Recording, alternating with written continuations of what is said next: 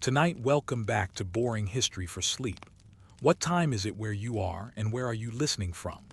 Dim the lights, settle under a blanket, let a small fan hum and breathe. You wake up in a quiet stone room that smells faintly of olive oil and dust. A clay lamp flickers and the world softens. Story 1 out of chaos. How Greek cosmogony was written, copied, and recited. You sit on a rough wooden bench in a scrah, a wind-scraped village of Boeotia. The fields are stony, and patience is the crop that grows. A herdsman poet named Hesiod speaks in a steady metrical breath. The lines march in dactylic hexameter, the same dependable rhythm that helps shepherds remember counts of lambs, jars, and debts. He invokes the muses of Helicon, not as glittering apparitions, but as a practical method for authority, a signal to listeners that what follows has lineage.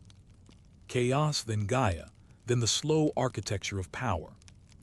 Around you, the equipment of memory is ordinary. A wax tablet warms near the fire. A stylus leaves grooves a child can smooth and reuse. Papyrus rolls, imported from the Nile Delta through Corinthian merchants, rest beyond greasy smoke. Reed pens dry beside a small pot of soot and gum. The poet's brother, Perses, lingers in the background, a person and a lesson about work, lawsuits, and the fairness of scales. Myth and agriculture share a fence line here. The audience is mixed. Farmers with cracked heels, a potter with clay on his nails, a widow who trades barley for oil. They are not waiting for thunder, they are listening for order. Theogonies are calendars disguised as family trees. When night begets sleep and death, and when Gaia and Uranus produce titans, the sequence offers a way to stack ideas like amphorae in a storeroom. Who comes first? Who rules whom? Which offerings will matter when the thrashing is done? Hesiod's gods are administrative as much as sublime. Zeus is not merely a sky-bearer, but an arbiter whose thunder legitimizes oaths and assemblies. The story persuades people to align their work with seasonal justice. Plow after the solstice winds ease, settle disputes when the Pleiades rise, pour libations before unsealing the new wine.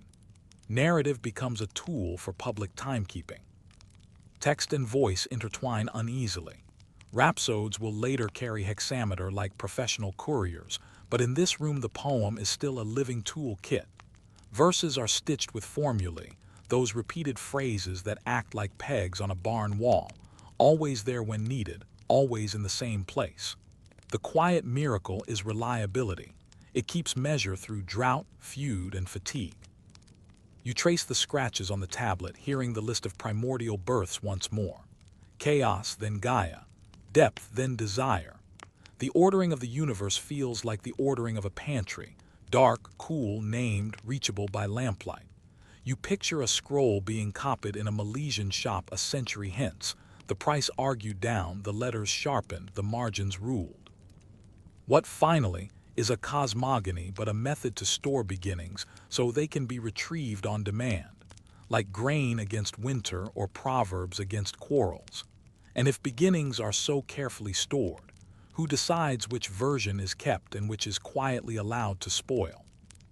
You stand at the edge of a dusty road where a rhapsode plants his walking staff. The staff gives his trade its name. The song travels with the stick, festival by festival. In Athens, at the Panathenaea, reciters perform in order, each taking up where the last left off, proof that meter is a kind of public road, straight enough to keep traffic moving. Formulae are handholds fixed into the cliff of memory. In small schools, a grammaticos trains boys to copy hexameters onto warm wax, syllable by syllable. You trace your stylus along a groove made yesterday, then smooth the tablet with the flat end and try again. Homer and Hesiod share space with lists of months. The line is both poem and ruler. Repetition becomes a civic habit, like sweeping the threshold or washing olives before pressing. A bookshop near the Agora smells of gum arabic and crushed reeds. Papyrus sheets arrive rolled from Egypt, cut from stalks whose pith has been sliced, laid in two perpendicular layers, pressed and dried to the color of straw. The sheets are glued edge to edge into a roll, a small strip. The setibos will carry the title. Red ink sometimes marks the opening, charcoal makes the body. The scribe writes in a bookend for stamina, letters running without spaces, guided by faint ruling. Tiny dots mark breaks, numbers at margins count lines accurately. After 403 BCE, Athens adopts the Ionic alphabet formally. The change is administrative, almost dull. New letter shapes, consistent symbols for long vowels, a standard that makes copying less ambiguous. Standardization brings frictionless drift. A verse hardens, a variant cools. In workshops, corrections ride the margins like quiet warnings. Later readers will call them scholia. You move forward a century to Alexandria.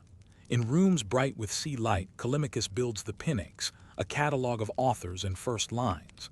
The library treats mythic poems like cargo to be sorted, labeled, and shelved. Philologists compare copies, report divergences, and choose readings with a scholar's tempered vanity. Alternative cosmogonies, Orphic, local, philosophical, are noted, not erased. The gods become navigable because the shelves are.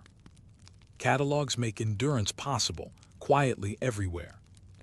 Yet myth still answers local calendars. On Naxos, Dionysus arrives by boat each spring. At Eleusis, Demeter's grief is paced by torches. Priests and city secretaries maintain lists, processional routes, barley allotments, dates for first fruits. Theogonies make sense to farmers because the gods keep the same hours as grain. Between mouth and margin, adjustment is constant. Performers lengthen a catalog for a generous sponsor. A scribe tightens a genealogy to fit his column. A patron asks for a copy on finer papyrus. A schoolmaster truncates to meet the lesson bell. Versions diverge like irrigation channels, all meant to keep fields wet. You hold a roll whose opening praises the muses and whose ending is patched where a mouse chewed through winter. How many beginnings survive by chance, and how many endings were quietly manufactured to look inevitable? You sit again by lamplight, this time in a cramped copyist's room where the myth's ending is not a thunderclap but a colophon. A scribe writes, copied in the year when the archon was so-and-so, from an exemplar that was old. The flourish is small, the victory practical. Between Hesiod's pasture and this bench, cosmogony has traveled by habits. Recitation at festivals, lesson rooms with warm wax, markets selling rolls, librarians counting lines, scholars noting variant births of the gods. In the 1st century, a careful hand assembles the library attributed to Apollodorus, not a temple but a tool, a pocket map of genealogies. It threads together Hesiodic lines, local sagas, and stage versions, so a reader can remember which titan belongs to which union, and which hero stands 3 cousins from a god. Pausanias walks the mainland and records where each local story sticks to the ground. A stone, a spring, a cult table. Diodorus attempts world history, filing Greek myths beside Egyptian and Near Eastern reports. Under Roman roofs, the gods acquire Latin neighbors and bureaucratic calm. Priests carry calendars engraved on bronze, poets translate and restitch. Later, Christian scholars copy the stories while arguing with them, preserving as they refute, because footnotes also save. In Byzantine scriptoria, tall minuscule letters march like disciplined hoplites. Margins become fortresses where older readings survive sieges of correction. Aldine presses in Venice bite Greek type into paper and push Hesiod into a new market. Private libraries replace public porticos. The hand that turns the page belongs to a merchant's daughter or a lawyer with ink under his nails. Theogonies ride in saddlebags, cross passes, and arrive in northern rooms where winter is long and lamps are cheap. Myth survives not by sacred shock but by something plainer, the steady appetite for order and names. You notice how rarely the text commands belief. It more often supplies structure. Farmers time their work, cities time their oaths, dramatists time their choruses. Even philosophers borrow the scaffolding to hang arguments about nature, change, and law. When the stories fracture, Orphic nights, philosophical first principles, local festival versions, catalogs, epitomes, and scholia behave like menders of pottery, stitching with guilt to make cracks legible. The wax tablet is cool now. You smooth it with the flat end of your stylus and imagine a child tomorrow scratching chaos, Gaia, Eros in a practiced hand. You imagine a scholar in Alexandria nodding a different verse order, a monk in Constantinople protecting a roll during a hurried flight, a printer checking a choir for missing leaves, a student in Paris penciling accents above vowels. None seek thunder, all seek continuity. This, too, is quiet, plain devotion. If a cosmos can be carried by list, line, and ledger, then perhaps the most durable divinity in Greek myth is not Zeus's bolt, but the human habit of keeping track. So what other universes are we quietly preserving tonight by the small light of our ordinary tools? Story 2, Building Olympus, from Mycenaean shrines to Panhellenic pantheon. You open your eyes in a Megaron, the palatial heart of a Mycenaean hilltop. The floor is hard-packed lime. A circular hearth breathes a slow column of smoke through a roof vent. 4 painted columns hold rooms and grain. Around you, scribes in short skirts press reeds into damp clay, writing linear B, syllables that record oil, wheat, honey, livestock, and the names of gods. The tablets are routine, baked when fires harden them, an archive born of disaster. You walk a corridor toward a small shrine annex. On a bench stand figurines beside kylikes with dried wine. A libation basin waits for a measured pour. The tablets mention all the gods, and sometimes a mistress, Potnia. Poseidon appears often, lord of earth-shaking and sea. Zeus is present too, his later dominance not yet complete. Divine families here are a ledger before they are a theater cast. Offerings move like inventory. Jars of perfumed oil are tallied to sanctuaries at Pylos and Knossos. Barley allocations pair with flock counts. Honey is scheduled for a god.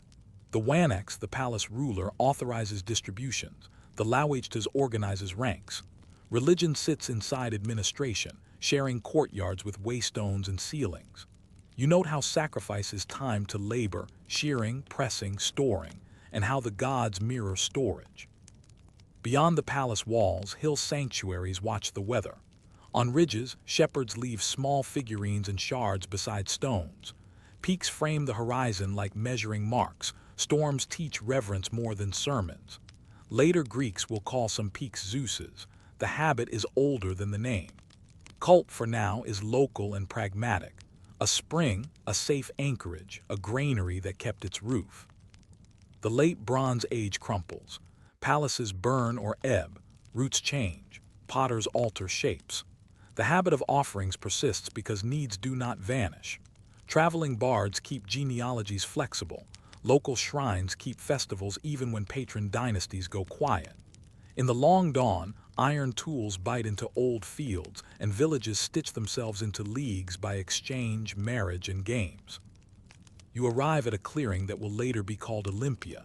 There is no great temple yet, only ash-dark ground from many small fires and bones cracked for marrow.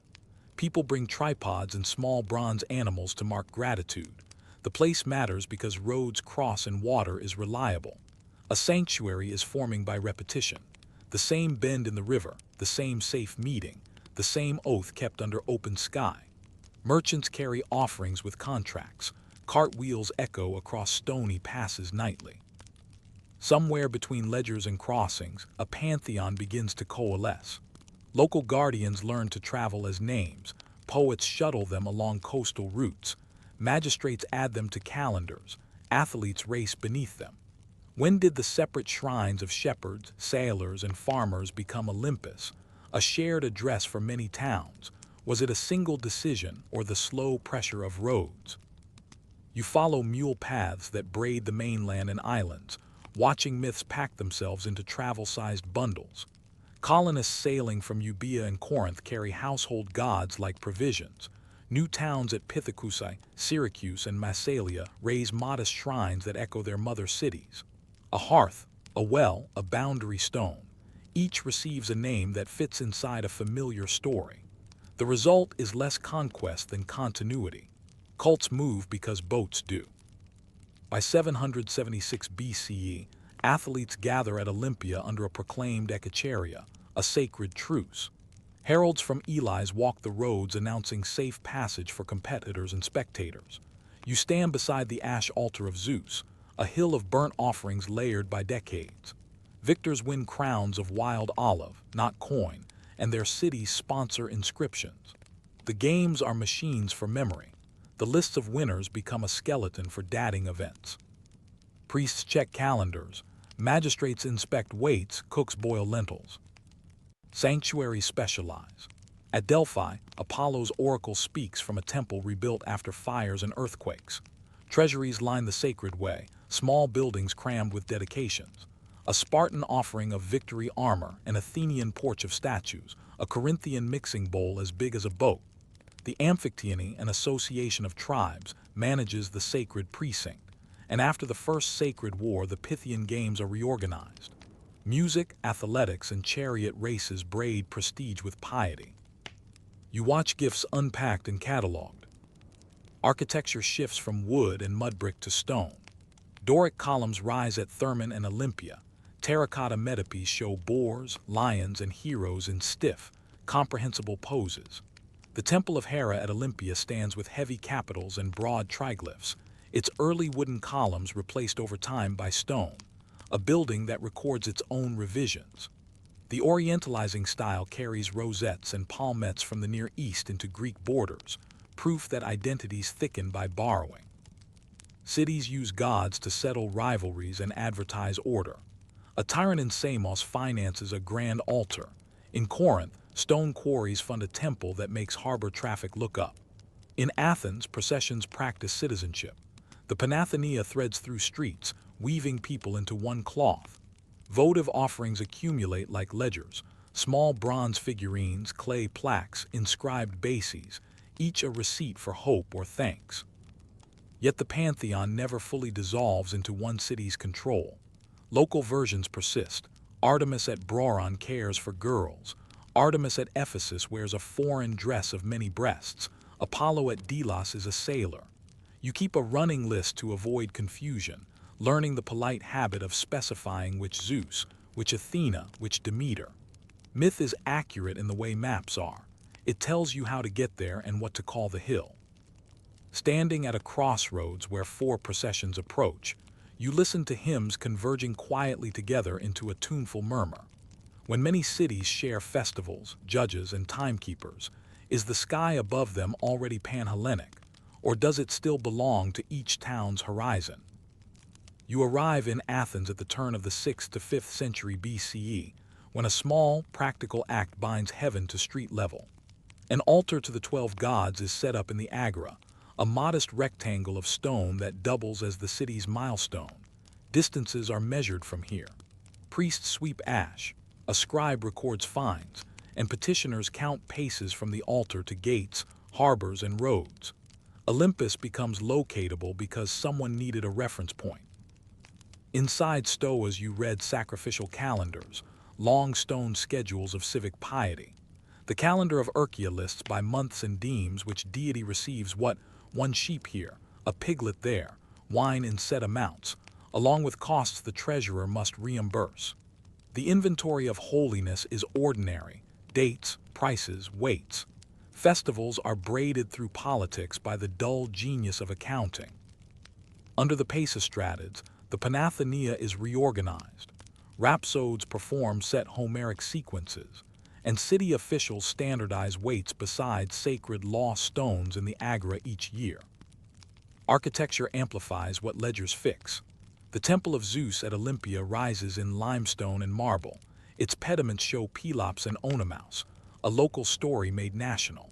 At its center stands a chryselephantine Zeus by Phidias, gold and ivory warmed by lamp smoke. In Athens, the Parthenon fits around an older cult, and Athena's great robe is woven annually by guilds whose looms clatter like rainfall. Processions carry olive oil in Panathenaic amphorae, standard containers with warranty in clay. Poets help standardize without decrees.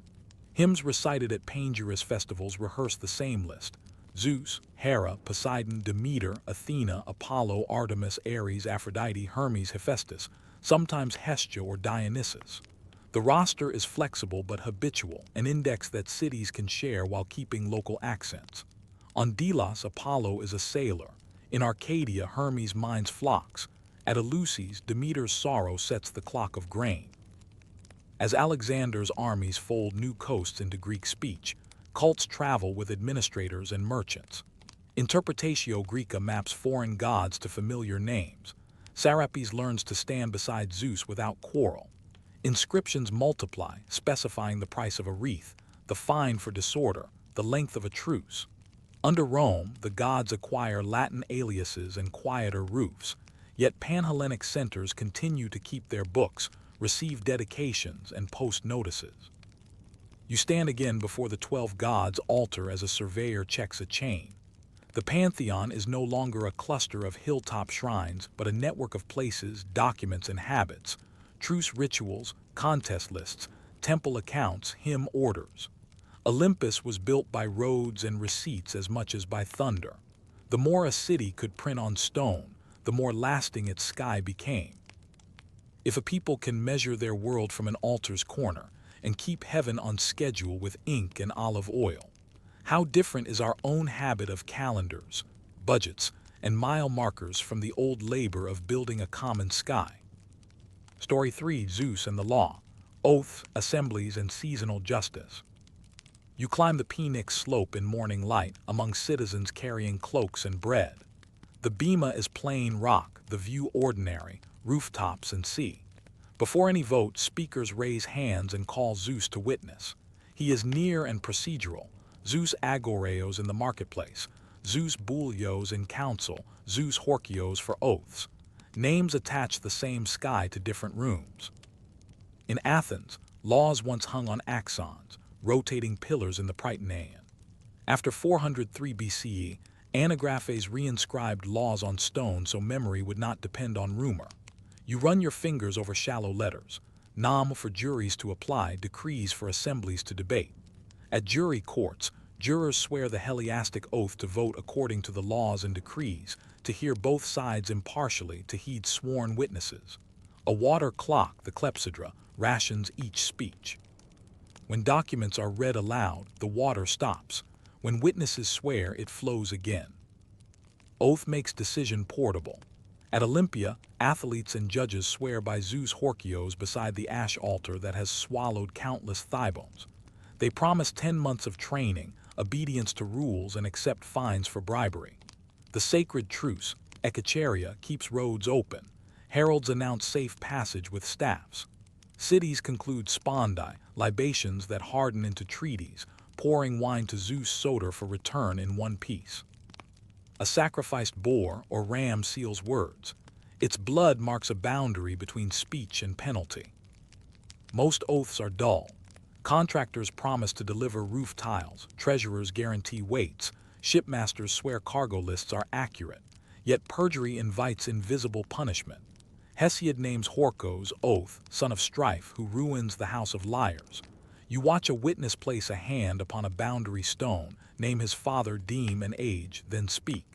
Form matters more than memory. The city needs sameness to persist. Season governs justice as much as harvest. Courts avoid certain festivals. Assemblies schedule Panathenaic business ahead. Officials swear on taking office at set dates. Rural demes pick court days when roads are passable and streams low.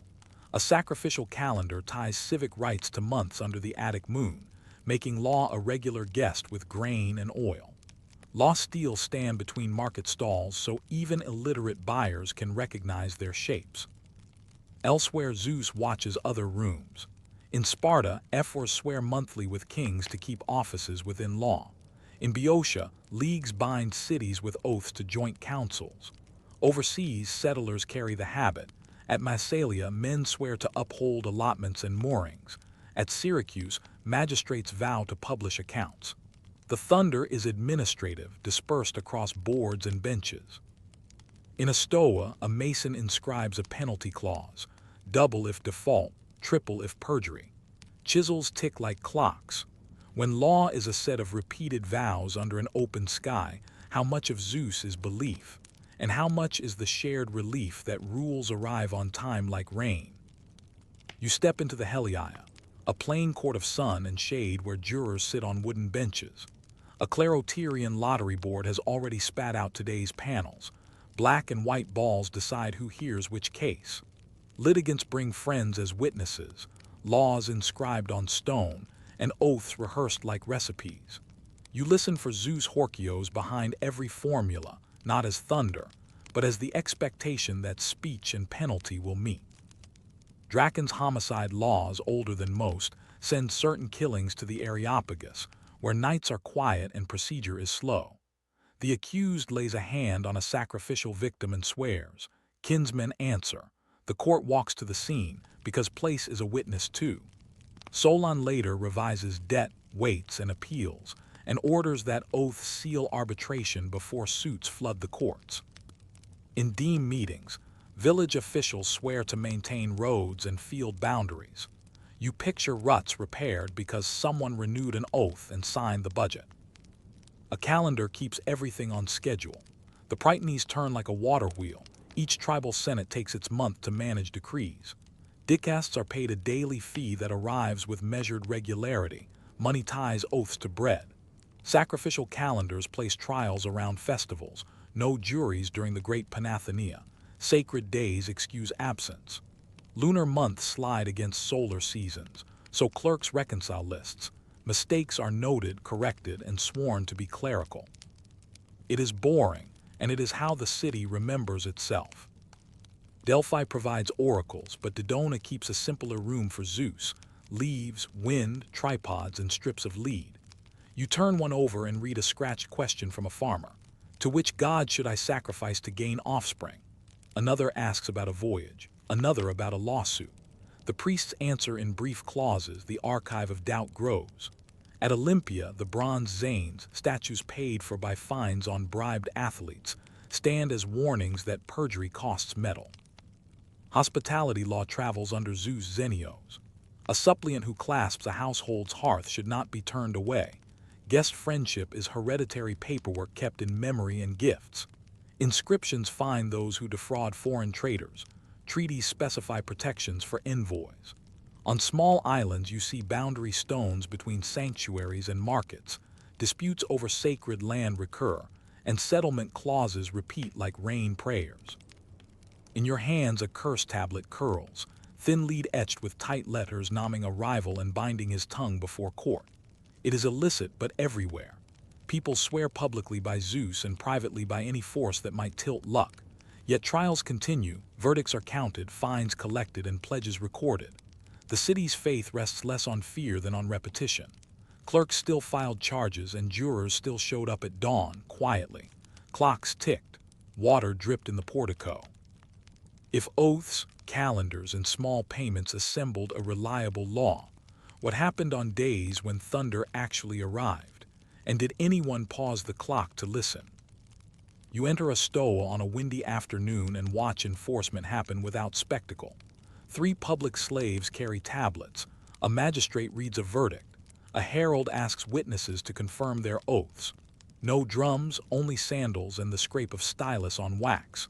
Zeus Horkios is invoked once briefly because the rest is routine. Fines are assessed in drachmas. If unpaid, property is seized. If contested, appeals proceed by calendar, not thunder. Sanctions are ordinary tools. Bronze statues of Zanes at Olympia name the bribers who paid for them, a standing lesson in shame. In Athens, hoary stones mark mortgaged fields. Failure to meet obligations moves boundaries like a slow tide. Public contracts specify penalties clause by clause. Vendors guarantee weights. Shipowners pledge safe carriage in exact terms. Oaths frame deadlines. Clerks count days. Messengers carry copies. Justice happens on time or it doesn't happen at all. Seasons govern obedience. Assemblies meet after harvest. Juries swell when farmers can travel. Winter slows summons. When the Etesian winds blow, sailors prefer coasting and disputes wait for calmer seas. Treaties specify sacred truces that hold during games. Armies stand down so athletes can run. The calendar teaches citizens to expect fairness at expected hours. Thunder may frighten, but time disciplines. You stand beside an altar to Zeus Soter as new officials swear dokimasia oaths. They promise to uphold laws, account for funds, and submit to audits. After office, Euthanae reviews examine their books. Quiet columns of numbers become moral biography. If a man fails, sureties pay. Horkos punishes liars in poetry, auditors punish them in ledgers. The city's memory is a shelf of scrolls tied with twine. Not all justice is clean. Informers hunt technicalities, cursed tablets circulate under benches, alliances break and are sworn again. Yet even an amnesty is written, as in 403 BCE when Athenians swore not to recall wrongs. Forgetting is legislated and Zeus witnesses silence. At Dodona, farmers still scratch questions on lead about lawsuits and cattle. Priests answer with small sentences. The sky attends to details because people do. Under Rome, Greek cities keep their Zeus names and their schedules. Decrees are set in Latin and Greek. Calendars reconcile imperial festivals with local rites. Contracts travel farther on papyrus. Notaries witness oaths in market booths. Coins show Zeus seated, but the real throne is the bench where a clerk totals fines. You smell oil, hear the abacus click, and realize continuity is an instrument. You step back onto the Phoenix as clouds gather. A distant flash marks weather, not law. What kept the city together was the expectation that sworn words would be checked, stamped, and stored. That time would carry promises to their due date. Our courts still schedule, our athletes still swear, our contracts still tick toward deadlines. So is modern order anything more than the old quiet thunder, paced by calendars we hardly notice? And what happens when the city's clock simply stops? Story 4: Hera and the Household. Marriage, Dowry, and Domestic Ritual. You wake in the women's quarters of an Athenian house during Gamelian, the month dedicated to marriages. The courtyard smells of olive wood smoke and wet wool. Today is ritual, not romance. Hera Gamelia presides where contract and hearth meet. Your Kyrios, father or guardian, has already concluded the enjai, the formal betrothal, placing his hand in the groom's and promising the bride with witnesses present. Words bind households more than hearts. A dowry is declared and written, names and amounts noted so obligations can be enforced later. The city expects order before affection. In a side room stands a lautrophoros, the tall-handled vessel for the bridal bath. Water is fetched from Calero, the fountain, because flowing water marks transition. You place wreaths at the hearth of Hestia and at a smooth pillar for Apollo Aegeus by the door, then dedicate a girl's belt to Artemis, retiring maidenhood with a quiet knot. Old wool threads rest on the loom. Weaving will be your daily promise of order.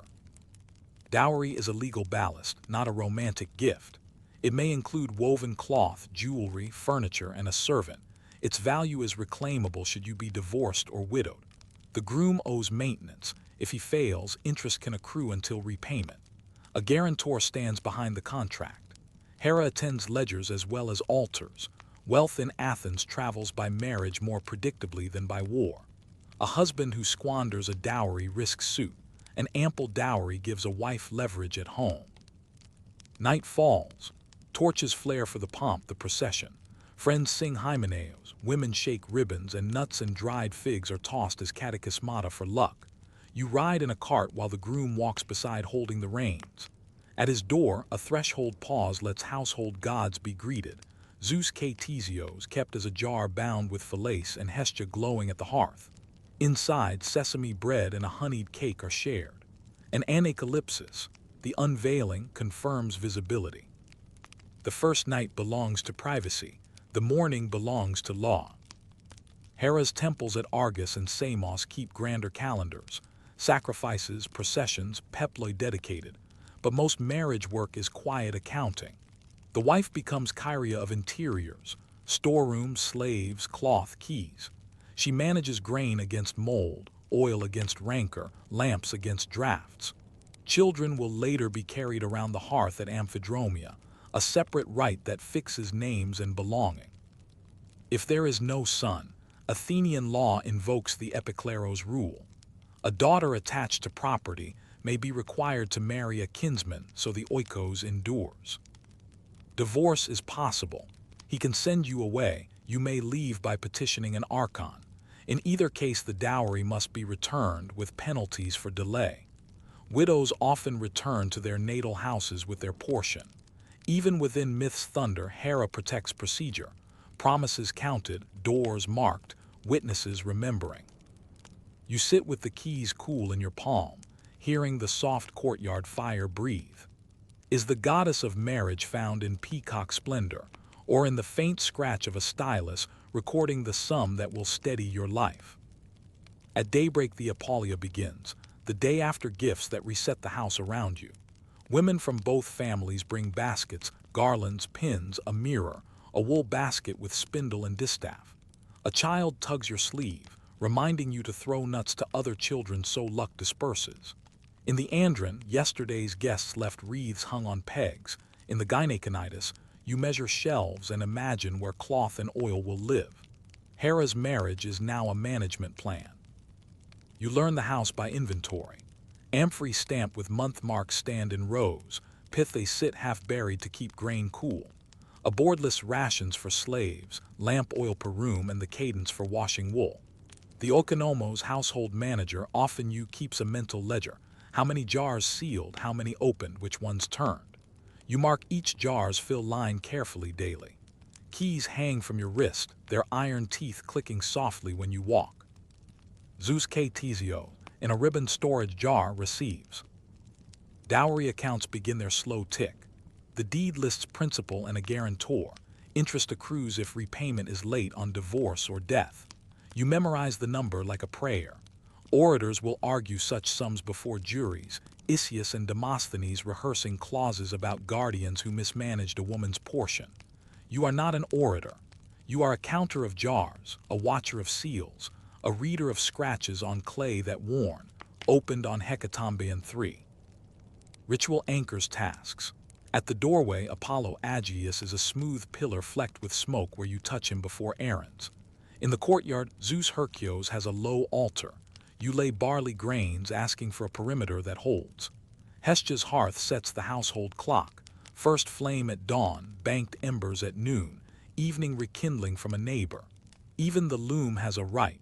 You knot a thread for Hera and begin a warp, counting heddles as if they were days. Guests and kin maintain the marriage's edges. Xenia gifts are logged mentally. Who brought the fine cup, who lent a mule, who deserves a return favor at harvest. At festivals you will join other women at Heraean shrines. At Argus the great hecatomb leaves a smell of roasted fat, while at Samos the long processions stain the road with crushed flowers. Yet most days are errands, grinding barley at the quern, straining olive lees, calming a fever with a wreath hung for Eileithia and a promise. Law stands nearby like a patient clerk. If you bore a daughter attached to her father's estate, Epicleros rules may summon a cousin as husband. If a son, he will be paraded at Amphidromia and later inscribed with his phratries at Apaturia. Hera holds all these paths without raising her voice. In the quiet between chores, you weigh your keys and listen to the courtyard. Is stability a goddess's gift, or a habit you must remake, grain by grain, each unremarkable morning? You keep the keys on a thong around your wrist long enough to forget their weight. Years pass in small budgets, jars sealed, linen aired before rains, repairs bartered with a neighbor. Hera remains a low flame more than a peacock, present when you measure flour for cakes or tally wool skeins before the loom. The marriage contract that once felt ceremonial now proves itself by repetition. Order lives in chores. Seasons circle through the storeroom like a quiet clock. Not every story holds. A fever takes a child.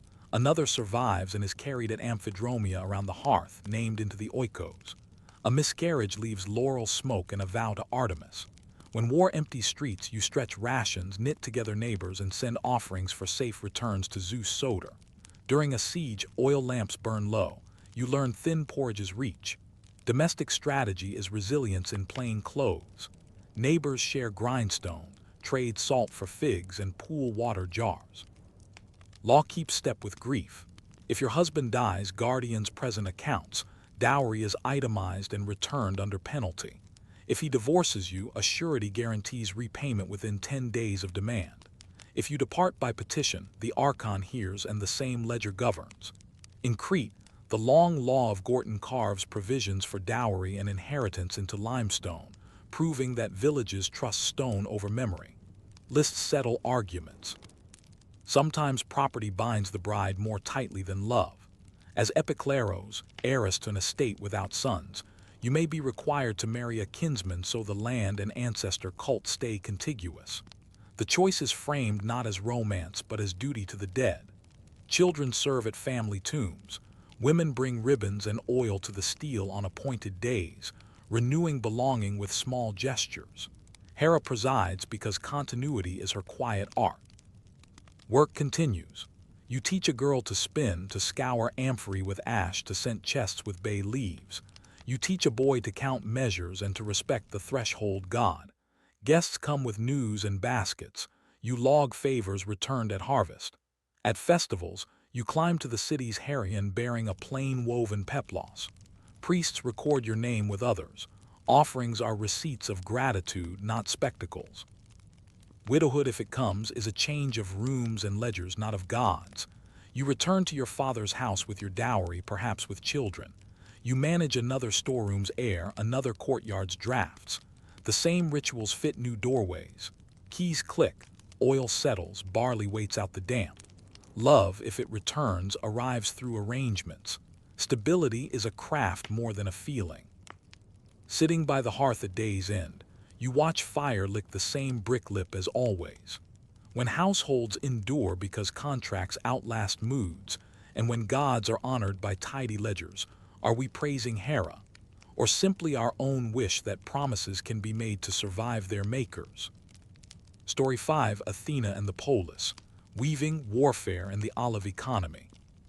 You wake before dawn on the Acropolis when the flagstones are cool and the shrine of Athena Polia still smells of last night's oil.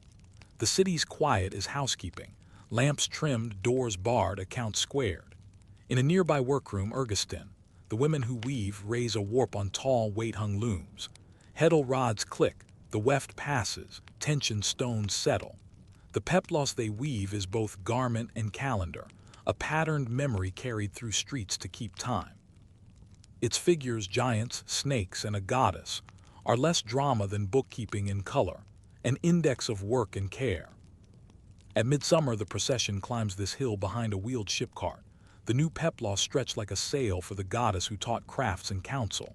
Orhephoroi, young girls, have tended secret rites by night, carrying sealed baskets. On the day, medics shoulder hydriae, allies bring cows, and officials lead on. Black figure Panathenaic amphorae, stamped as official prizes, will soon be filled with olive oil from the games, the state's signature packed for victors. A city displays its order by giving measured things in measured containers. Oil is the city's slow thunder. The moriae, sacred olives from Athena's first tree, are counted and protected by law. To harm one invites inquiry by the Areopagus. Farmers prune in winter, beat branches in harvest, and carry sacks to stone presses where screw and beam express a green stream. Merchants rack settling jars, skim lees, and mark shipments for islands and distant ports. Lamps, cooking pots, perfumes, and athletes, strigils ask for oil, so do trireme ores and leather. Olives become drachmas and temple accounts. Processions are financed by trees. Athena has other rooms. In the armory, smiths rivet bronze to shields and hammer crests for helmets. The gorgoneon blinks from the aegis on pediments and coins alike, a warning that strategy, not frenzy, keeps citizens alive. Hoplites drill with plain economy. Men in rows, shields overlapping, spears slanting over shoulders. Athena Pramacha, the great bronze, faces seaward to remind sailors that cunning steers better than rage. Weaving remains the city's heartbeat. A household loom measures patience. Cloth pays debts, dresses statues. Women calculate thread, counts the way clerks count drachmas. The goddess owns their arithmetic. How wide the warp, how many heddles, how long to weave a robe fit for a sail. In every alley a competence endures, repairing sandals, caulking boats, straightening pegs, repeating prices. Inside the Erechtheion, an old wooden image receives the peplos, while a salt spring and a trident mark recall Poseidon's claim. The myth is municipal paperwork, 2 gifts tested, 1 adopted, then registered in stone, procession, and ledgers. A city chose shade and oil over splash and built an economy accordingly. You stand by a press watching oil darken a shallow tray, listening to creak and drip in slow, patient motions. If a goddess can be learned in the hand's small motions, knotting, planning, tallying, how much of Athena lives not on the Acropolis but in the ordinary wrists of the people below? You walk down from the Acropolis toward the Piraeus, along the ribbon of the long walls where carts rumble like looms. Athena's city thinks in schedules. At the arsenal, clerks list spars, sailcloth, oar looms, pitch, and spare bronze nails. Trireme names are painted on boards, captains sign for ration, barley, salted fish, olives, garlic, and note departure moons. The dockyard sheds keep hulls dry the way granaries keep wheat. Wood is money set on water. Silver from Lorien feeds this machine. In mines south of the city, shafts breathe faintly. Boys push ore along low tunnels. Washers swirl crushed rock in shallow trays. The polis mints owls from that silver, thick tetradrachms with Athena's gaze and her small olive spray. Coinage simplifies tribute, wages, and fines. Merchants trust owls because their weight is stubborn. Sacred accounts on the Acropolis record firstfruits of grain and oil. Tribute lists from allies arrive as numbers that determine hull. Councils run on measured time. In the Bool, prytanes from each tribe take turns by prytany to guard the seal and receive envoys. In the ecclesia, citizens lift hands. Heralds quiet them. Decrees are inscribed and posted. Athena Polias is present as policy, not lightning. Her advice looks like a calendar pinned to a wall. The little shrine of Athena Bool sits near the council house, reminding speakers that council is a craft, like weaving a straight selvage. Craftsmen hear her in tools. A potter centers clay on a wheel. A shipwright planes a keel. A mason tests a right angle with string. Guilds mirror phyle and liturgies fund chorus, ship, and feast. A wealthy citizen pays for a trierarchy, maintaining a trireme a year. He lists hired rowers and carpenters, logs oil for oarsmen's bodies, chalks paydays. The goddess approves anything reliably repeated. On festival days, the city remembers its bargains. The priestess of Athena Polias receives allotted meats. Medics deliver hydrii in ordered ranks. The stewards of the Morii check sacred trees. The little temple of Athena Nike rises on the bastion, a reminder that victory is administrative persistence. Supply first, surprise later. Inside, reliefs show Greeks fighting Greeks, proof that the city's hardest craft is governing itself. The peplos returns to your thoughts. Its scene, gods aiding mortals against giants, was woven by many hands who followed a pattern carted out from storage. That is how policy is made. Threads passed along, tension kept true, error caught early, fray trimmed. Even dissent is part of the loom because of fabric without crossweft tiers. Evening settles over masts and roofs. A clerk closes a ledger. A row of lamps takes flame along a stoa. Somewhere a steward seals a jar of oil destined for a prize amphora. Somewhere a foreman counts oars. If Athena is the mind of the city, how does she answer when harvest fails, ships burn, and the pattern slips? Does strategy reweave, or does the cloth finally part under weather, debt, and doubt and fear? War teaches Athens what Athena already knew. Patterns hold until they do not, and then hands must rethread. You walk the Panathenaic way years after Persians burned the Acropolis. Charcoal still whispers under new flagstones. They say the sacred olive by the shrine sent up a green shoot after the fire.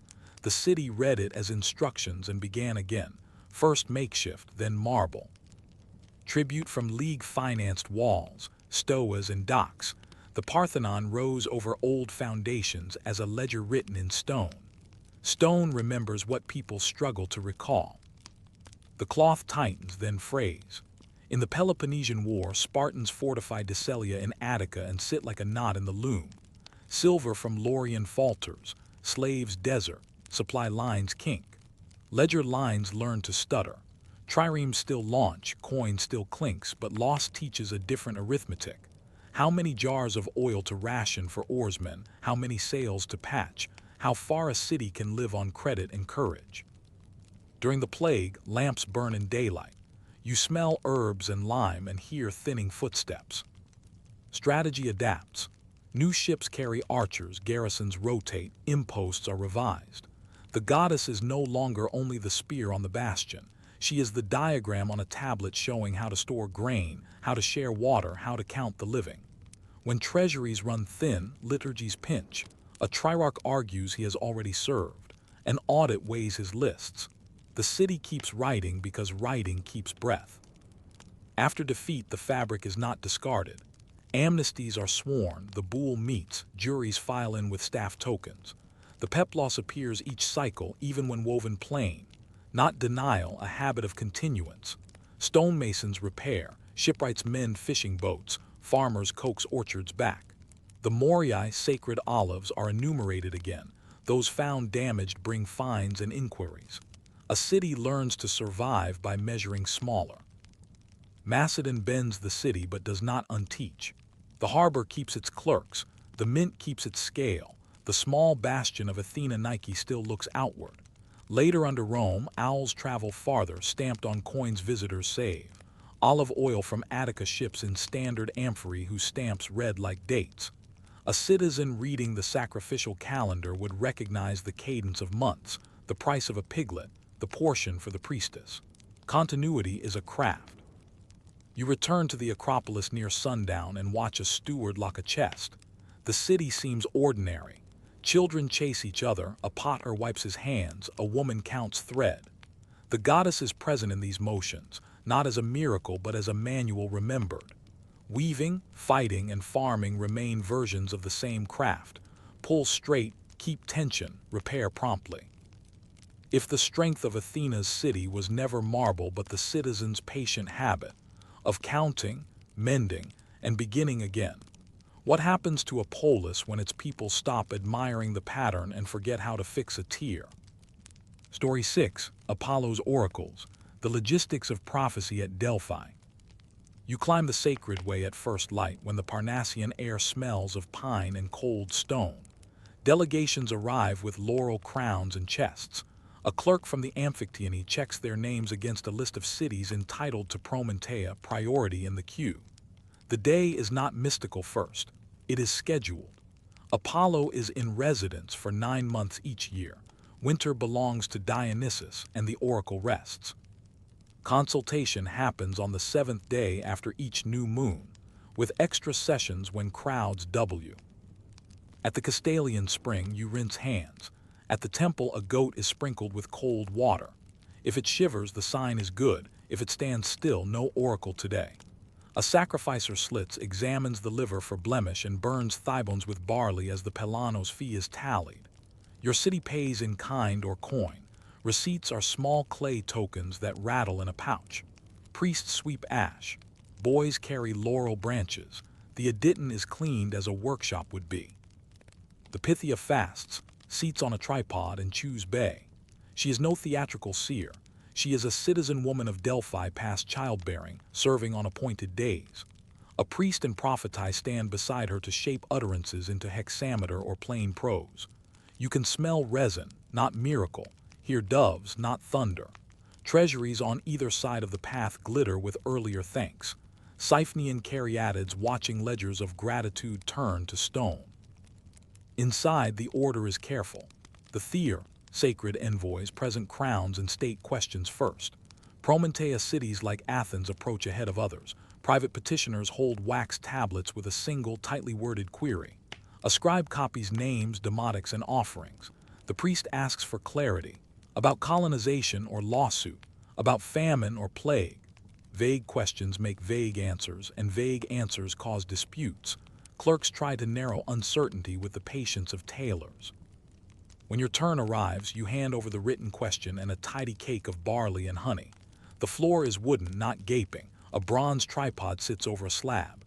The Pythia's voice is uneven at first, then steady. The prophet repeats what he hears, and the scribe writes. Sometimes the answer comes as a couplet, sometimes as a sentence that sounds like a hinge. Go, but bind your hope to oak and vine. You think of ship timbers and grape stakes. Someone behind you thinks of helmets. Afterward, another clerk enters the result in a register. Some answers are posted on a wall. Others travel as sealed copies with the theory. A messenger arranges mules. A treasurer checks the weight of silver in a dedicated bowl. The temple staff close the great doors and bank the coals. Evening wind moves the soft laurel. What portion of a god's voice is organization? The calendar, the fee, the cue, the scribe's neat letters. And when you finally open the sealed tablet at home, will the line you read owe more to Apollo or to the day's careful paperwork? You linger among the treasuries that line the sacred way, each a small stone purse with a city's pride folded inside. The Athenian treasury shines with Parian marble, the Siphonian couples caryatids with carved friezes, a great bronze mixing bowl sits like a tethered ship. Dedications are receipts for outcomes, a victory, a safe voyage, a dynasty secured. Stewards inventory tripods, helmets, and coins. Letter cutters chisel terse records of who gave what, when, and why. Apollo keeps the archive, cities keep the prestige. Money organizes access. The Pelanos fee is tiered. Allies with Prometheia step forward before others. Private inquirers purchase their turn with cakes and small silver. The propheti arrange the queue, smoothing disputes by pointing to rules posted in stone. The omphalos sits nearby, wrapped in netting, a symbol that is also a landmark. Stand here, wait there. A clerk with a wax tablet schools petitioners on phrasing because a crooked question yields a crooked road home. Between answers, you read walls. Short maxims, know yourself. Nothing in excess. Hover like headers over centuries of entries. Manumission records crowd another wall. Enslaved persons sold to Apollo for freedom with patrons named, prices stated, and conditions set. A sanctuary is court, bank, notary, and memory palace. The god's voice survives in 1,000 small clerical verbs: weigh, inscribe, witness, seal. War teaches administration its teeth. In the first sacred war, the Amphictyony punished Cura for taxing pilgrims and fouling access, declared the coastal plains sacred, and reorganized the Pythian Games. Later quarrels, the Third Sacred War, ended with Philip of Macedon seated on the council, a reminder that policy can be a Trojan horse. You picture delegates meeting at Thermopylae and Delphi on a fixed schedule, voting fines, hearing guards, contracting temple repairs after earthquake and fire. The temple is kept open by contracts. Stonecutters paid, roof tiles counted, gold leaf audited by weight. Politics leans close to the Aditon. Croesus sends bowls and ingots, city-states parade armor, envoys tug the prophet's sleeve with rumors of war. Priests are meant to filter, not favor, but humans staff every desk. So procedures multiply. Registers of offerings, rules against speaking twice, limits on private sessions during national crises. When Themistocles inquired before Xerxes came, the answer about wooden walls traveled as words and as budgets, timber quotas, oarsmen's pay, harbor works. An oracle that cannot be costed cannot be obeyed. Ambiguity pays. Verses are short, interpretations long. Guilds of exegetes thrive. Cities convene committees to unpack a line. Inscriptions record follow-up questions months later. A poor petitioner takes home one sentence and must translate it into seasons of work. A rich city builds a treasury, purchases precedents, and returns for clarification. The business of answers produces more business. As evening gathers, torches climb the path and shutters close on glittering rooms. You imagine tomorrow's crowd and the ledgers inching forward. When prophecy is a service with a price list and a queue, how much of fate truly belongs to those who can afford to stand nearest the door? You leave Delphi with a sealed tablet and a rumor, which is how most decisions travel. The Theros entrusted with your city's answer counts mules, checks straps, and ties the oracle into a leather case. Back home, elders assemble before a hearth. The tablet is open. The clerk reads with a finger under every word. Some hear ships in the phrase wooden walls, others hear stockades. The treasurer hears budgets, timber allotments, wages for rowers, time to season planks. An oracle becomes a spreadsheet of tasks, each box asking for hands, oil, and coin. Colonists use answers like compasses. Sail west where Raven and Rock agree, the line says. Committees turn it into provisioning lists, seed stocks, crew rosters, and a treaty draft for the new harbor. Foundations are staked, streets follow wind, an altar rises for Apollo in the new market. If famine drove the question, grain measures change. If plague, water lines move. Prophecy survives by being translated into errands. Disappointed cities return with receipts. A sanctuary wall shows we did as told inscriptions. Lots cast, taboos obeyed, officials replaced. When results still sour, exegetes argue that the phrasing meant a different festival, a different hillside, a different oath. Ambiguity keeps oracles durable. Reversals can be filed under misreading. A prudential class grows around interpretation. Secretaries, heralds, committee men, people for whom clarity would be unemployment. Not every answer fits a hill town. Private petitioners fold terse sentences into marriages, lawsuits, or voyages. A merchant's line, risk the strait before the south wind turns, becomes a dawn departure and a narrower margin for spoilage. A widow's line, trust oak and kin, becomes new household arrangements and a revised will.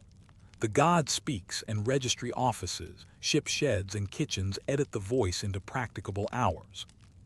Years accumulate and monuments explain what happened next. Bronze tripods darken, shields lose their polish, stone texts blanch under snow. New fires and earthquakes visit the temple, contractors bid for repairs, Rome arrives with governors, and still the queue forms on seventh days. Latin mixes with Greek in registers. Sibylline verses elsewhere echo the same administrative patience. Calendars, fees, archives. A god can change languages as long as his clerks keep their pencils sharp. Skeptics thrive beside believers. Herodotus preserves both kinds in one breath. Plutarch, serving as a priest here, writes essays about why Apollo sometimes falls silent. Silence, too, is scheduled. Winter months belong to Dionysus. Empty days close the Aditon like shutters before a storm. When the Pythia's voice dwindles late in empire, the habit of consulting continues for a while without her, like a cart coasting after the mule stops. You stand again at the Castalian spring and rinse your hands. The hillside smells of laurel and damp stone. People still climb, ask, pay, wait, and leave bearing sentences that will soon be boiled down into chores. If the future is partly a filing system, names, dates, sums, and roots, was the god ever in the vapor, or only in the discipline that made questions small enough to answer? Story 7, Dionysus and the Stage. Vines, wine, and theater schedules. You wake in a Laphibolian, when winter loosens and the city rehearses joy. The city Dionysia begins like agriculture, with dates on a calendar and feet on a road. In the countryside, vines have been pruned short in winter, old canes cut to 2 buds, wicker ties wait to train the spring shoots along stakes. In town, coopers tap staves, test hoops, and smell amphory for sourness. Wine from last autumn rests in pithay sunk to their shoulders, skins sealed with pitch and clay. Merchants write lots in wax. Symposiasts bargain for a mixed, not fierce, vintage. Dionysus is already here as inventory. The festival opens with the progon, a plain announcement in the Odeon. Poets presented without masks, chorus lists read, subjects declared. The eponymous archon has chosen the tragic and comic poets months before, assigned each a Korgos, wealthy sponsor, to finance chorus training, costumes, all players, and scenery. Contracts ripple outward. Tailors, leather workers, mask makers, carpenters for skein panels. Boys memorize dithyramb lines, chorus trainers didascal, count days to performance. A city schedules ecstasy. The pomp procession moves like a vine up the slope. You watch citizens lead a wooden image of Dionysus Eleutherius from the outskirts, recalling his first entry from Eleutheri. Baskets with first fruits, phalli on poles, wineskins, and goats file past. Medics carry trays. Officials bear decrees and honors to be proclaimed. A bull's horn glints. The Korge lead their choruses in garlands, pride disguised as duty. All of it is timed. Sacrifices at stations, libations measured, a halt at the shrine, then onward to the theater precinct. Inside the theater of Dionysus, the orchestra's hard earth waits. Benches climb the slope. A priest's seat stands front and center. An altar, the thymel, marks the middle, proof that performance is still right. You take a place with your deme. Some poorer citizens draw from the Thearicon to afford entry. Most bring bread, dried figs, and a small flask. Ushers quiet latecomers, all those players test reeds. The sun, like a punctual overseer, will govern acts and intermissions. Dithyrambs begin, 50 voices to a tribe's circular motion around the altar. You hear language tighten into pattern, epodes and strophes, turns that let many feet move like one. Tragedy follows over several days, 3 plays and a satyr drama for each competing poet. Masks and Cothernoi create distance. The chorus stays near the altar, a citizen body beating time. Between acts, you stretch and water wine from a skin into a cup, 2 to 1, the crater set on the stone step. Drinking unmixed is barbarian, and today is civic. Judges, 1 from each tribe, are selected by lot. Sealed tablets are drawn to decide which votes count, a hedge against intrigue. The city publishes winners. A Korgos dedicates a tripod on a tall base. A name becomes permanent on stone. Laughter and grief alternate with commerce, fig sellers, water carriers, and a boy renting cushions. Wine warms you gently, never alone, always cut. When a city gives ecstasy a timetable, vine, procession, chorus, prize, does the god arrive because of feeling, or because the archon's calendar made a place for him to stand? Rehearsal begins months earlier in quiet rooms that smell of glue and wool. The didaskalos, the poet as teacher, drills the chorus through steps that match the strophe's length. You move with them in a slow circle, learning to pivot together so the words land on the beat the allos can keep. A trainer claps time. A boy marks turns with chalk on packed earth. Costumes are tested for weight. A mask's jaw gap is trimmed so breath will not fog linen. Practicalities tame inspiration. The Korgos pays the bills. He hires flute players, tailors, carpenters for scheme panels, and rents rehearsal space, and orders dye for robes. Receipts accumulate: wreaths, cork for souls, wax for wigs, pins for cloaks. If his tribe wins, he will set a tripod along the street of tripods. If he loses, he will still have balanced accounts. The state pays the lead actors. The wealthy fund the crowd. Backdrops are simple and reliable. The skein wall offers doors for palace scenes. Painted panels slide into slots. The ekiklama rolls a tableau into view. The meching crane lowers a god at need. Stagehands grease axles and test ropes. A carpenter sands a pulley lip. The property master inventories items that must appear on cue. Scepters, urns, a blood-dark cloth. A boy keeps a list on wax and rubs out each used item with the flat of his stylus. Masks travel in wicker baskets wrapped against damp. A maker stretches linen over a light frame, gessos, paints, and fixes hair. Mouths are wide for voice. Eyes are large. You try one on and hear your breathing change. You practice turning the head so the audience can read a thought. The chorus learns to speak as one body, a civic skill disguised as art. Seating is policy made visible. Prohedria in front belongs to priests and officials. Foreign envoys sit where the city wishes to impress them. Citizens group by demes. Orphans of war, raised at public expense, are set in honor. The Theorican Fund buys tickets for the poor so the festival feels like a common table. Ushers sort disputes with practiced gestures. Competition is organized to resist intrigue. 10 judges are selected by lot, 1 from each tribe. Their tablets go into an urn. 5 are drawn after the last performance to count.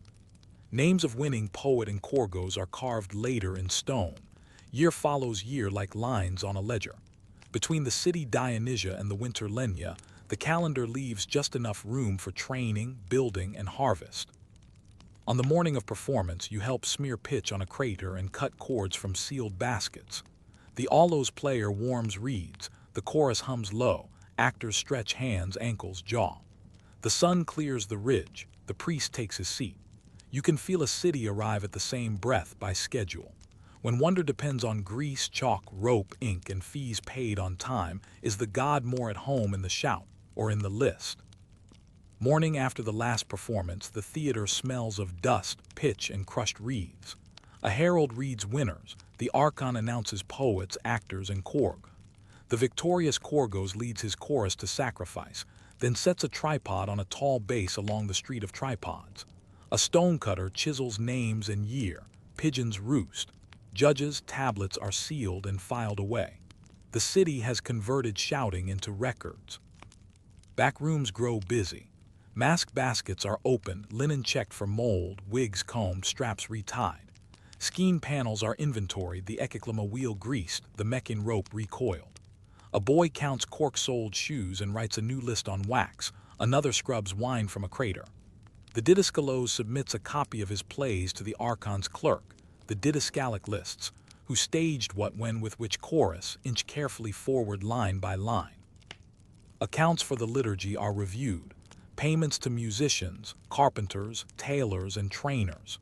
The records are checked again at dusk. The vine calendar resumes.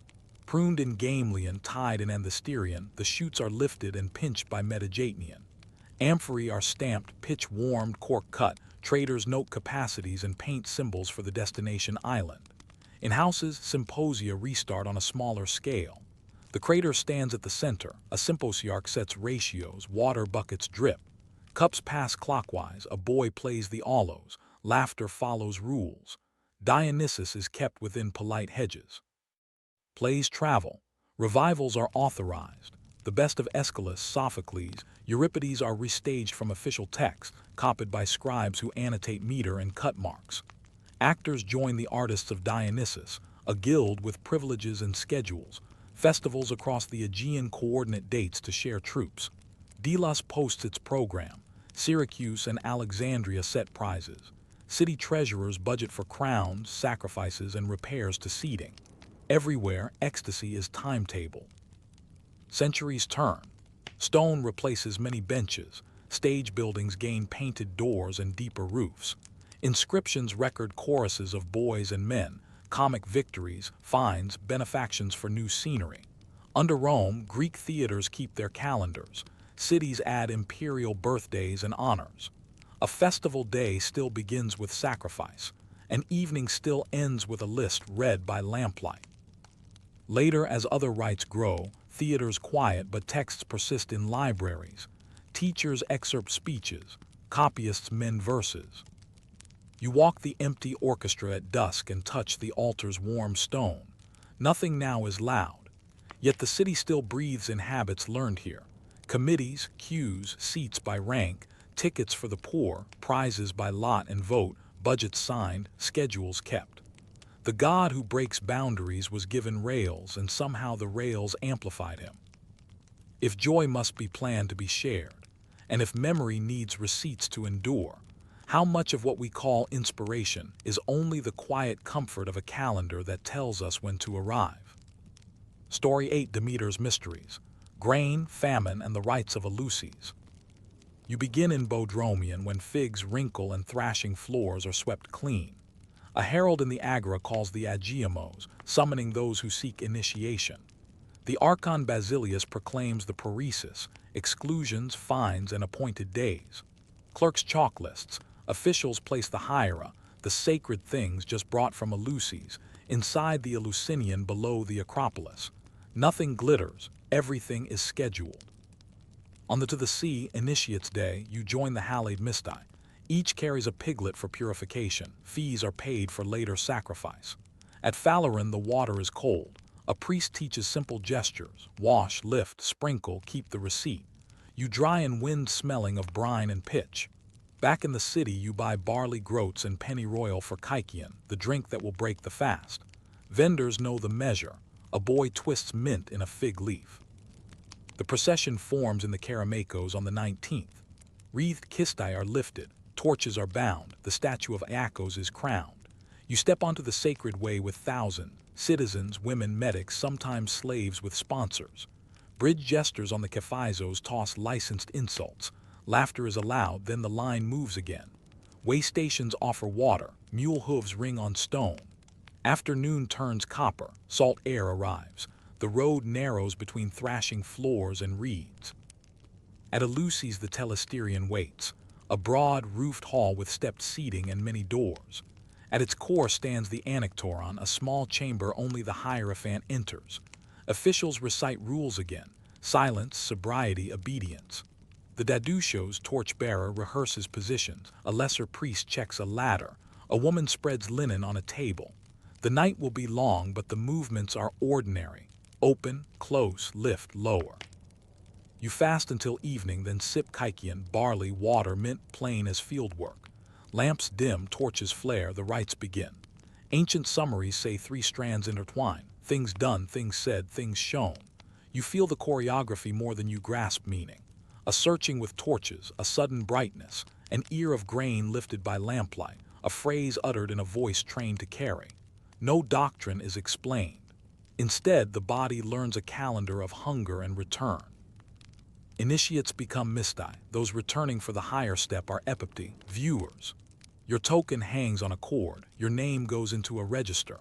Tomorrow will bring paniches, an all-night dance and sacrifices recorded by weight, age, and sex of animals. Afterward, plemichoi bowls will be tipped east and west in closing libations. You note the price of oil, the count of torches, the way priests check ash depth on altars. When famine memories press a countryside, and a city organizes longing into a road, a hall, a cup, and a lifted ear, what exactly is saved here? Souls, harvests, or only the hope that calendars can keep hunger from becoming despair? You arrive earlier the next year for the lesser mysteries at Agri. Spring water runs cold, a piglet squirms. You learn prayers that ready you for the autumn rite. Clerks copy your name into a column. The path to Eleusis is not only the sacred way, it starts here with rehearsal. 2 priestly houses hold the sanctuaries' keys. The Eumolpidai furnish the Hierophant, the one who will show the sacred things. The Kuriks provide the Dadushos, the torchbearer, and the Hierokriks, the sacred herald. Offices are hereditary and audited. Each oath is sworn, each stipend recorded. Epimeletai civil overseers manage repairs, wood purchases, lime for mortar. Stonecutters now hang plumb lines, carpenters mark beams. The sanctuary's budget reads like any building. The Telesterion itself remembers fires and rebuilds. The Pisistratids expanded it, the Persians burned it, Kimon rebuilt, Pericles rebuilt, Ictinos rethought its spans. In the 4th century, Philon added a propylon toward the sea.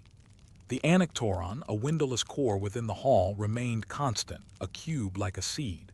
Stepped seating on 4 sides let multitudes see, while the center stayed veiled. Secrecy is policed by routine. Initiates swear to silence under threat of trial. After the scandal of 415 BCE, when Alcibiades and others were accused of parodying the rites at home, the city sharpened procedures. Registers checked twice, priests escorted, nocturnal watch set on doors. A ritual can survive blasphemy if the filing improves. Grain policy leans against the same walls. A law of first fruits directs allied cities to send a measured share of new harvest to Demeter and Kore. Inscriptions specify amounts and shipping. Officials mark expected arrivals, assess fines, and note exemptions during drought. Sacred granaries stand dry and chalked. When famine grazes the countryside, distributions are timed to steady price and mood. Consolation is partly bread. Pilgrimage changes villages along the route.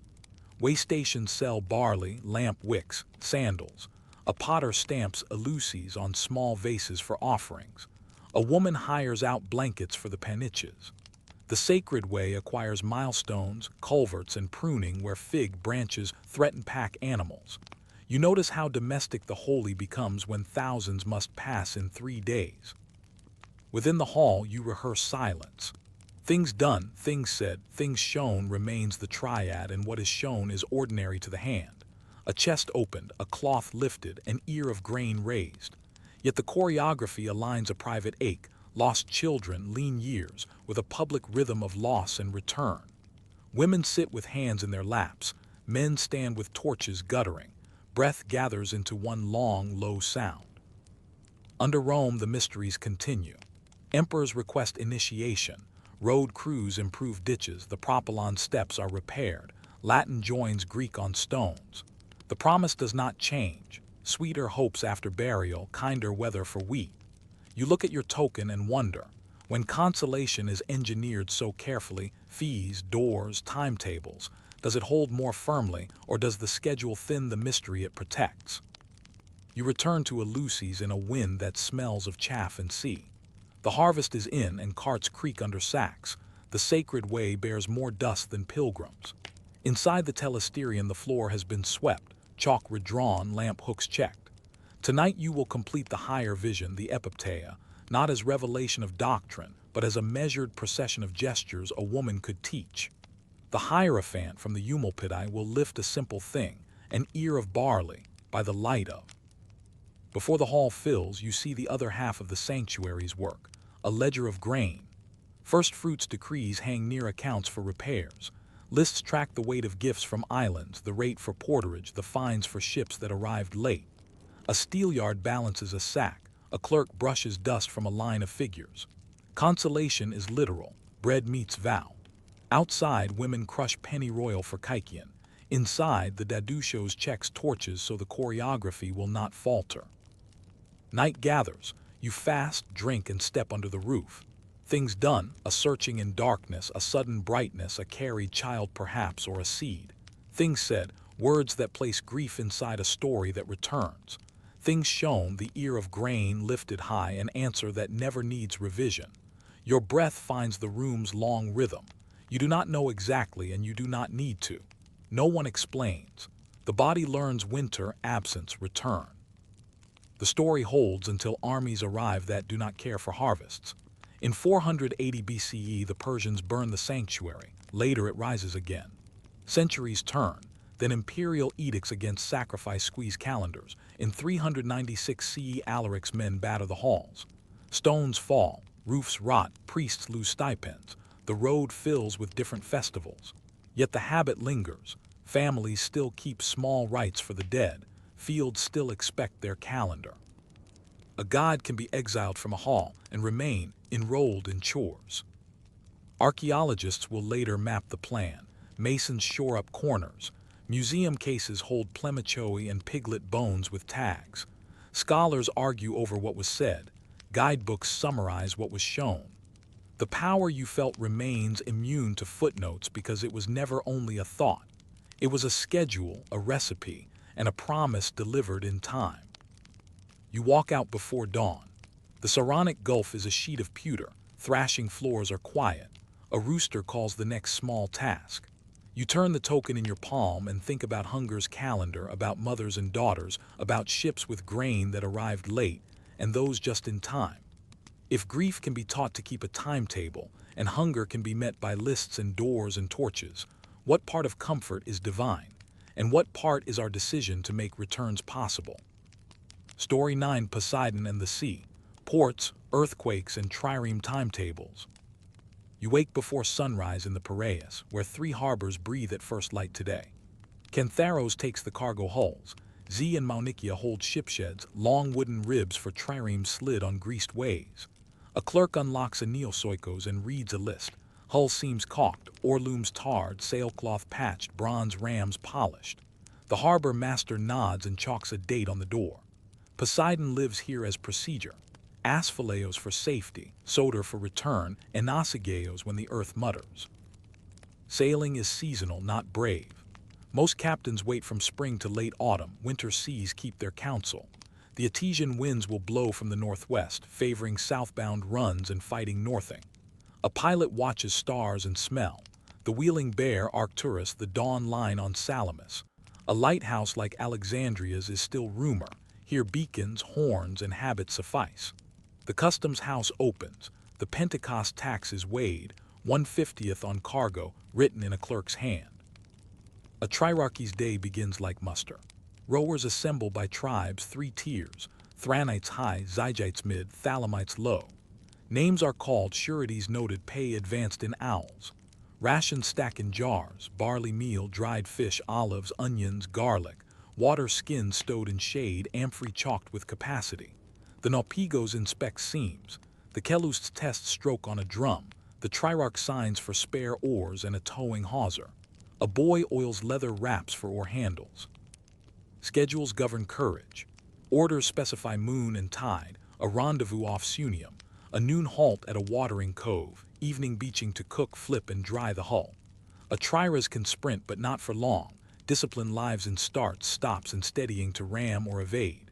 In the sheds, a scribe copies the week's patrol circuit on wax. Phaleron, Aegina Channel, Epidaurus back by night.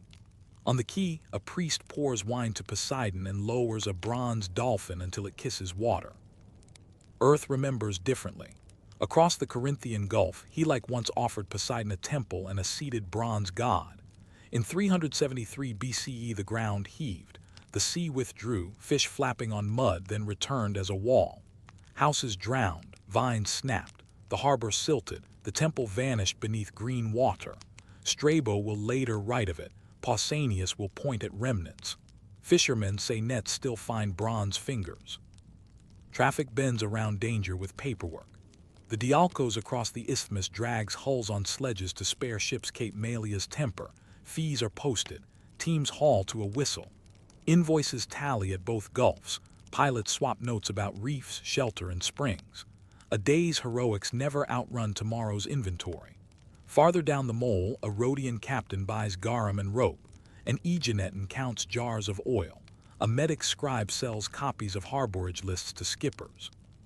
Standing by a mooring stone, you feel the quay tremble as oars take water in practiced unison. When a sea god rules both timetables and quakes, do you honor him more in the chalked roster, or in the moment the ground forgets itself? You walk the emporium where grain sellers call weights and dock clerks tilt steelyards. Athens eats foreign bread. Decrees praise captains who brave the Hellespont and Bosporus, honoring merchants who sell at fair price. Citiphylax inspect loaves, measure sacks, and post maximum prices when storms thin arrivals. On a wall, the Pentecost tax rates are scratched, 1/50th, and a list of exempt cargoes hangs beside fines and weights. Poseidon's justice here is arithmetic that keeps bakers honest. Convoys shape the calendar. Grain fleets wait at Aulis or Samos for weather. The city appoints an escort of trirés and times their departure to the new moon. Lantern codes blink between hulls at anchorage. By day, pennants climb a mast. A salpinx sets rowing pace. A Kelust beats time on a drum. Water stops are scheduled at coves with springs. Commanders note reefs, shoals, and winds, adding their marginalia to coastal guides, paraploi, that pilots pass along like recipes. Maintenance never sleeps. Shipwrights scrape hulls free of barnacles. Sails are patched with waxed thread, or leathers are greased. Bronze rams need polishing, not only for pride but to read the seams for cracks. In the sheds, carpenters store spare timbers sorted by curve. A board lists the lifespan of cordage, the churn rate for ore wood, and the monthly ration of pitch. Nothing is glamorous and everything is required. Earth remembers with aftershocks. The Helice story travels as caution. Towns reevaluate quays, rebuild higher, and plant plane trees where fissures once opened. Harbor masters drill for retreat and return. Horns sound, boats tow nets to snag debris. Priests pour wine to Poseidon asphaleios, asking for firm ground. A small shrine beside the mole collects miniature ships from those returned. Disputes follow trade. Proxenoi, citizens who aid foreigners, mediate quarrels. Arbitration boards sit near warehouses, calculating damages for broken amphorae and late deliveries. Rhodians boast of their seamanship and their law. Captains repeat a rule about jettison. If cargo must be thrown to save the ship, everyone shares the loss by weight. Clerks copy settlements onto wax, then stone. Contracts specify port of refuge, lay days, and storm clauses in tidy, repetitive lines. Signals mark emergencies. Firepots blaze on headlands. Beacon lines carry news inland. Sails on the horizon, a wreck off Zoster, a quake felt along the long walls. Priests at Maunicia sacrifice before night patrols. At Sunium, a little altar of Poseidon watches rounding capes. Sailors swear quick oaths, break bread, and push off. The sea does not wait. You stand at Z and watch a grain convoy take the channel. Triremes outermost, merchantmen inside, gulls following a wake of crumbs. In the warehouses, stewards tally seals and neighbors compare prices. The city's hunger is a timetable. Its safety is a margin of error. If law, repair, patience, and shared risk made Poseidon bearable, what happened on the rare days when the ledgers balanced but the wind would not? And who decided whether to trust the rules or the sky? Dawn after a gale shows the harbor like a ledger after a quarter. Ropes have parted. A prow sits crooked on shingle. A mast is braced with splints. You join a work gang that drags a merchant hull higher with capstans while a trirarch checks his rolls. Which oarsman absent, which jars cracked, which loan now accrues interest. Bottom recontracts, money lent on the ship, repayable only if the voyage succeeds, mature as the wind veers. Clerks copy the terms twice and sand the ink. A council meets in a stoa that smells of rope. Captains report damage by formula. Hull, rigging, provisions, men. Citafilics revise price caps so bakers cannot harvest misfortune. The city extends lay days for unloading. Penalties relax for ships ridden ashore by necessity.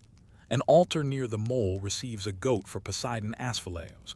Another libation goes to the nameless dead whose bodies will not return. Priests sweep sand from stone.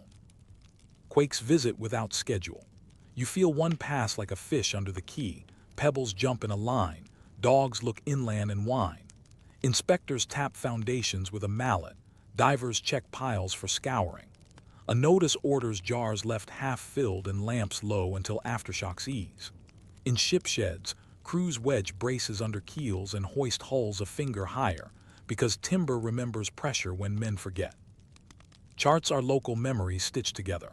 Pilots keep paraploy that list headlands, distances, and springs. Margins hold small corrections. Shoal moved, reef taller. Good shelter in north wind. Beacon keepers note which braziers failed in rain. Garrison scribes add the price of oil to maintenance lists. Everything that seems like luck is domesticated by ink. Salvage divides neighbors. If a hull breaks offshore, boats swarm. What is saved belongs by custom partly to the owner, partly to rescuers, partly to chance. Disputes over amphory thrown and jettison are audited by weight. Rhodian-style law spreads because it makes anger brief. A boy brings a scale. A magistrate writes the fractions. Hands unclench. At dusk the shipsheds glow. Crews eat lentil stew, pickle fish, and rub oars with oil to quiet splinters. A Kelusts has men clap a new stroke pattern. Fatigue learns it overnight. The trirarch pays wages from a thinner purse. He postpones replacing a sail and funds repairs first, because a new bolt holds more than an emblem on the prow. Economy is seamanship. Next week, if weather holds, a convoy will try again. Horns on the headland will answer, and the channel will sheet with ordered wakes. A priest will pour at the prow and pat the bronze ram as though it were an animal. Men will step aboard, fingers counting knots in the painter. The sea will look blank, but it will be full of lines clerks can see. When a god of quakes and harbors is endured by contracts, charts, and habits, where does reverence end and mere competence begin, and which one keeps a city fed? Story 10, Hades and Memory.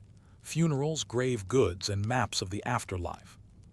You rise at dawn in the Karamakos, where dew darkens the earth of the road. The house behind you smells of olive oil and rosemary. Inside, the body has lain in prothesis, washed by kin, anointed, crowned with a plain wreath, set upon a cline with the head propped. Women keened at measured hours through the night, pausing when a neighbor tapped the water clock. Solon's laws keep order, no tearing of cheeks, no hired mourners roaming door to door. Grief proceeds by rule. Before sunrise, the ekphora begins. You help lift the bier. A narrow procession forms. Male relatives ahead, women of kin behind, a friend carrying a white ground lekithos of perfumed oil. If the dead was unmarried, a lautrophoros stands ready, sign of vows unfulfilled. The road is quiet, carts give way. A magistrate passes to see that the hour is kept. Most Athenian burials occur before dawn. The city prefers sorrow to be punctual, its streets cleared by daylight for market. At the tomb precinct, a low peribolos wall frames stellae and small nasca. Some graves receive cremation, ash gathered into a clay urn. Others take inhumation, the body lowered with ribbons tied to wrists. Goods are modest. A strigil and araballos for an athlete, a spindle whorl for a woman, a toy for a child, food and ribbons for all. A coin may be placed with the dead in some families, on the tongue or in the hand, though not everyone keeps that custom. A priest sprinkles water to mark the boundary between sacred and ordinary. Libations follow, choy of wine, honey, and oil poured into a pipe that reaches the earth. You crumble barley, burn a lock of hair, and call names so they are remembered in the right order: father, mother, deme, tribe. The steel's relief, figures exchanging a handshake, presents farewell as civility. Names are cut shallow, time will soften them. The tomb is dressed with garlands, the ground is swept clean. Someone ties wool to a branch and says little. The paradapnon, the return feast, is held at home. You set an empty chair for the dead and break bread without speeches. On the 3rd, 9th, and 30th days you carry small offerings back to the stone, ribbons retied, garlands refreshed, a fresh lakithos propped at the base. Each visit repairs memory's fabric. In Bodromian, the Genesia festival widens remembrance to city scale. Families move slowly among stelae, dusting, murmuring, tying wool, making sure the letters can still be read. Officials audit mourning the way they audit markets. Fines answer those who parade too far or hire spectacle. The point is steadiness, not display. Funerary clubs in Piraeus promise poor members burial. Neighbors keep lists of spades, braziers, beers to lend. Tomb builders argue price. Letter cutters measure lines with string. You linger as sun warms stone and shallow letters take chalk. If grief is made orderly, wakes timed, roads cleared, does Hades arrive as terror, or as the calm that follows when everything is put in its place? You return on the 9th day with myrtle and a thin-necked lakithos painted in white ground.